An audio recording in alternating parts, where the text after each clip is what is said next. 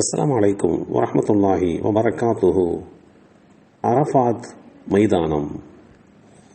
அல்லாஹுடைய தூதர் ஸல்லல்லாஹு அலைஹி வஸல்லம் அவர்கள் கூறினார்கள், ஹஜ் என்பது அரஃபாத் ஆகும் என்று 3 முறை கூறினார்கள். யார் அதிகாலை சூரியன் உதிக்கும் முன் அரஃபாவில் இருந்தாரோ அவர் ஹஜ்ஜை பெற்றுக்கொண்டார், அடைந்து விட்டார். இந்த செய்தி அபூதாவூத் என்ற நூலிலே 1949 என்ற எண்ணிலே பதிவு செய்யப்பட்டிருக்கிறது. அரஃபாத் என்ற பெயர் வந்ததற்குண்டான காரணங்களை குர்ஆனுடைய விரிவுரைகள் எடுத்துரைக்க முற்படுகின்ற போது, ஆதிபிதா ஆதம் அலைஹிஸ்ஸலாம் அவர்கள் சுமணத்திலே இருந்து கீழே இறக்கி வைக்கப்பட்ட போது அவர்கள் உலகத்திற்கு வந்த பிறகு இருவருடைய சந்திப்பும் அரஃபாத் என்னும் இடத்திலே தான் நிகழ்ந்தது. இதனால் தான் அந்த இடத்திற்கு அரஃபாத் என்று பெயர் வந்தது.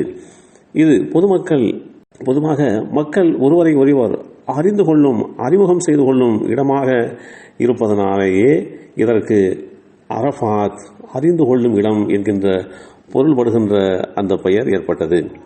துல்ஹஜ் மாதம் பிறை 9ஆம் நாள் அன்று குறிப்பிட்ட நேரத்திற்குள் அரஃபாத் என்ற இந்த மைதானத்தில் தங்குவது ஹஜ்ஜினுடைய முக்கியமான ஒரு ருக்குன், தூண் என்று அறியப்பட்டிருக்கிறது.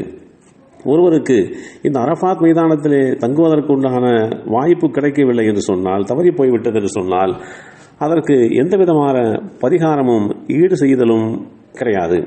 அவருடைய ஹஜ்ஜும் நிறைவேறாமல் போய்விடும். எனவேதான் இந்த அரஃபாத் என்கின்ற அந்த மைதானத்தில் குறிப்பிட்ட நாளிலே குறிப்பிட்ட நேரத்திற்குள்ளாக தங்கியிருப்பதை முக்கியத்துவம் வாய்ந்ததாக ஹஜ்ஜினுடைய அந்த தூண்கள் தெளிவுபடுத்துகின்றன.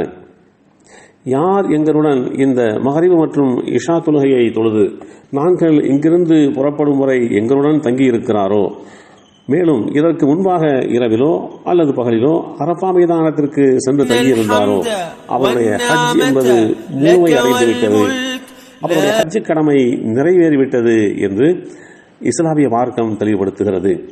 அறியாமை காலத்திலே குறைஷி வம்சத்தை சேர்ந்தவர்கள் தங்களுடைய குலப்பெருமையை வெளிப்படுத்துவதற்காக ஹஜ் கடமையை நிறைவேற்றுகின்ற போது சாதாரண மக்களோடு அரஃபா மைதானத்திற்கு செல்ல மாட்டார்கள்.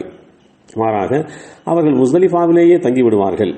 நாங்கள் ஹரம் எல்லையில் வசிப்பவர்கள், எனவே ஹரம் எல்லையை விட்டு வெளியே போக மாட்டோம் என்று கூட அதற்குண்டான காரணங்களை சொல்வார்கள்.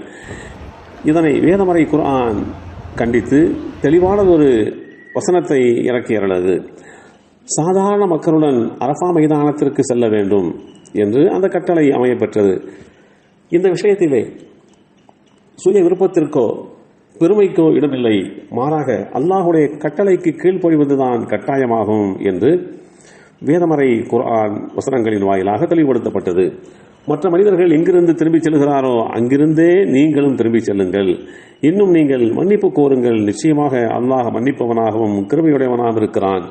அல் குர்ஆன் அத்தியாயம் 2 சூரத்துல் பக்கரா வசனம் 199 தெளிவுபடுத்தப்பட்டது. அந்த அடிப்படையிலேதான் புனிதமான இந்த அரஃபாத் மைதானம் பெயர் பெற்று விளங்குகிறது. எல்லாம் வல்ல அல்லாஹு தஆலா ஹஜ் கடமையை நிறைவேற்றுகின்ற போது இந்த புனிதமான அரஃபாத் என்ற மைதானத்திலே குறித்த நாளிலே குறித்த நேரத்திலே தங்கியிருந்து ஹஜ்ஜை முழுமையாக அடைந்து கொள்கின்ற வாய்ப்பை நமக்கும் நம் சந்ததிகளுக்கும் வழங்கி அல்வரிவானாக. அஸ்ஸலாமு அலைக்கும் வரஹ்மத்துல்லாஹி வபரகாத்துஹு.